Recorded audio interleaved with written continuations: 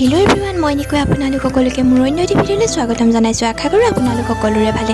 আজি আকৌ আমি আহিলোঁ ঢেকীয়াখোৱা বৰনামঘৰলৈ বুলি। দিনত যিহেতু ব্যস্ত থকা হয়, সেইটো কাৰণে আমি সন্ধিয়া সময়তে আহিলোঁ নামঘৰলৈ বুলি।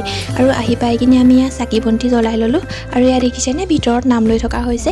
আমি বাৰু ভিতৰত বহিবলৈ নাপালোঁ, সেইটো কাৰণে আমি বাহিৰতে অলপ টাইম বহিলোঁ। বাহিৰত অলপ টাইম থকাৰ পিছত আমি আকৌ এইফালে আহিলোঁ দোকান বজাৰ চাবলৈ বুলি।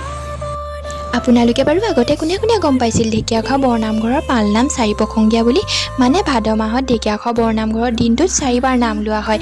এবাৰ ৰাতিপুৱা, এবাৰ দুপৰীয়া, এবাৰ আবেলি আৰু এবাৰ গধূলি সময়ত নাম লোৱা হয়। আৰু ইফালে দেখিছেনে নাম সামৰাৰ লগে লগে প্ৰসাদ ল'বৰ কাৰণে মানুহৰ ভিৰ কিমান যে দীঘলীয়া হৈ গৈছে। আৰু এইফালে প্ৰসাদ লৈ হোৱাৰ পিছত আমি আহিলোঁ ৰাতিৰ ভাত সাজ খাবলৈ বুলি। ভাত সাজ খাই ইমান যে তৃপ্তি লাগিলে। আৰু তাৰপিছত আমি আকৌ উভতিলোঁ ঘৰলৈ বুলি। আজিলৈ বাই বাই, নেক্সট ভিডিঅ'ত আকৌ লগ পাম।